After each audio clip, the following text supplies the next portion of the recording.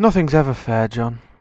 I try my hardest and somehow it's never good enough, Katie Campbell said, staring out of her bedroom window, glancing at the sun, now little more than a tiny disk in the sky, like a honey-flavoured lozenge stuck to a purple cloud. She turned around, her dark hair fluttering with the slight breeze blowing through the open window, a hint of sorrow in her green eyes as they focused on the small white dog perched on her bed, his nose glistening with moisture, his eyes wide as though he understood what she said and actually felt sympathy for her. Some of them don't even try, and they get a first. I worked as hard as I could for 9 months and I barely scraped a 2-1. How is that fair? Katie continued.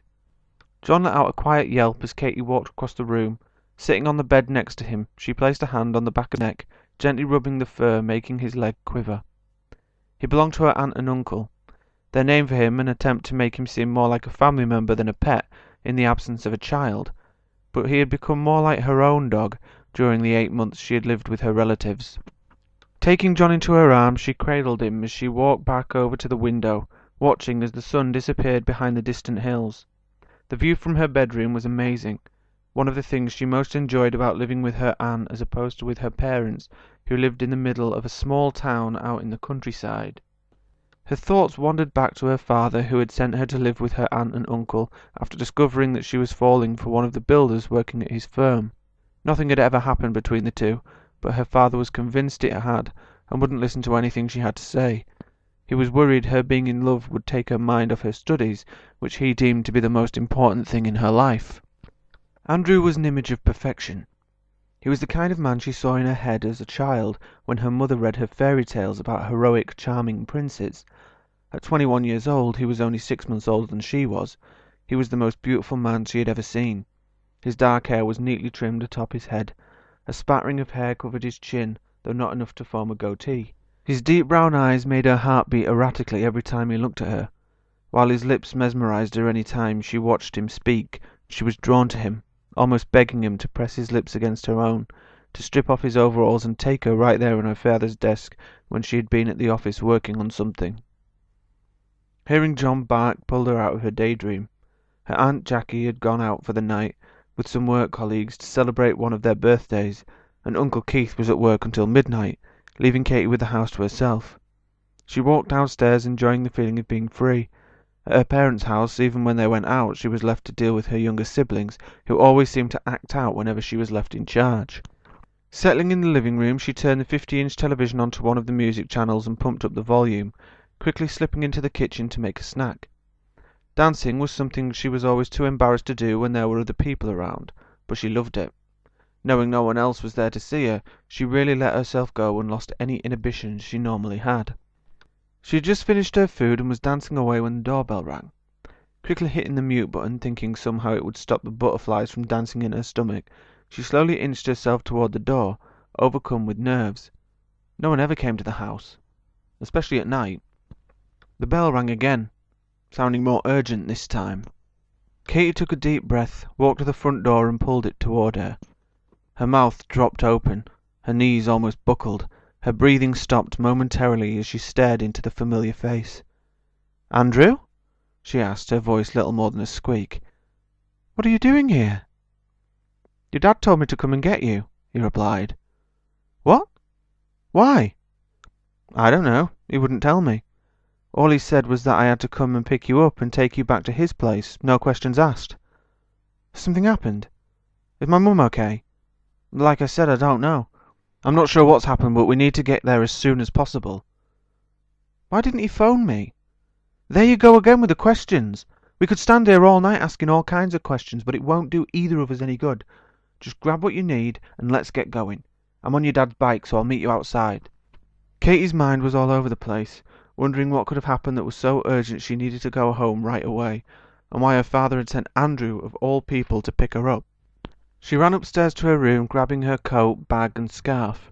Reaching the hall downstairs, she hesitated for a moment before making sure to write a note to Jackie and Keith, explaining what had happened and where she would be.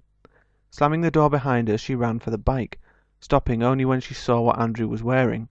She had been too shocked when he stood at her door to take the time to look at his clothes, concentrating mainly on his face and what he was saying. He was dressed in a Leeds United football kit, which seemed odd for how cold it was. "Are you warm enough?" she asked, concerned for his well-being. Oh, I'm fine, don't worry about me, Andrew replied. Please, take my scarf. It'll at least keep you a little bit warmer. Okay, as long as you put the helmet on. There's only one and you need it more than I do. Katy smiled, taking the helmet in her hand as she gave Andrew her scarf. For a brief moment their fingers touched. Katy recoiled in shock. Andrew was freezing. She was amazed to see he wasn't shivering, feeling only a little more comfortable knowing her scarf would be keeping his neck and face warm. She was barely on the bike, having put the helmet on, when Andrew sped off down the road, leaving her with no other choice but to cling to his loose-fitting kit for fear of falling off. 30 minutes later they arrived at the Campbell's house. It was dark, but there were lights on inside. It seemed no different to the last time Katy had visited, giving her hope that everything was well. Andrew pulled up in front of the house, allowing Katy to jump off the back of the bike and run to the door. Frantically she rang the bell, waiting for someone to answer. Mr. Campbell opened the door, staring out with shock when he saw his daughter with a terrified look in her eyes. "What are you doing here?" he asked. "What do you mean? Didn't you send for me?" Katy asked, trying to understand what was going on. "No. Why would I send for you?" Mr. Campbell asked, growing concerned for his daughter's mental state. "I don't know. Andrew came to Aunt Jackie's house on your motorbike and said you wanted to see me urgently," Katy replied, still standing out in the cold. "Andrew?" Mr. Campbell asked, chuckling in disbelief. "Don't act like that. You know who Andrew is. He's the reason you sent me to live with Jackie and Keith in the first place." "I know, but it can't have been Andrew who brought you here. It must be in your imagination." "What are you talking about? He's right here." Katy turned around to look at Andrew, but he was nowhere in sight.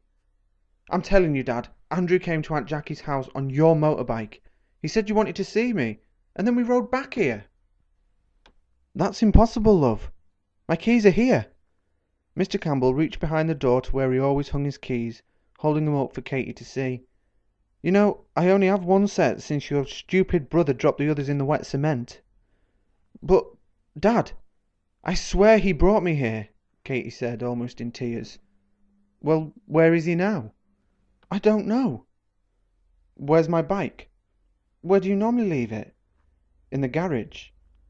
Mr. Campbell eased his way out of the door, placing a hand on Katy's shoulder, leading her toward the garage.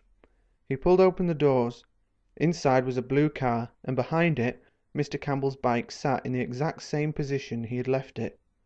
Katy's jaw dropped. "There's my bike, honey. You must have been imagining it, having a bad dream or something." "But, Dad, I swear, I wasn't. I couldn't," Katy stammered. "It's okay, love." "No, it's not," Katy said, moving away from her father. "I'm telling you, Dad, I wasn't imagining it. How else could I have got here?" "I don't know. Bus? Train? Taxi?" "I can't believe you don't believe me." "Where's Andrew? He'll be able to tell you the truth," Katy asked, looking around. Mr. Campbell looked down at the ground.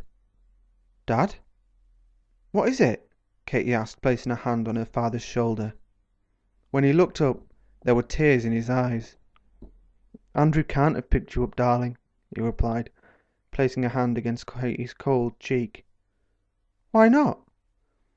"I didn't want to tell you until you finished university," Mr. Campbell said, his voice shaking. "Tell me what?"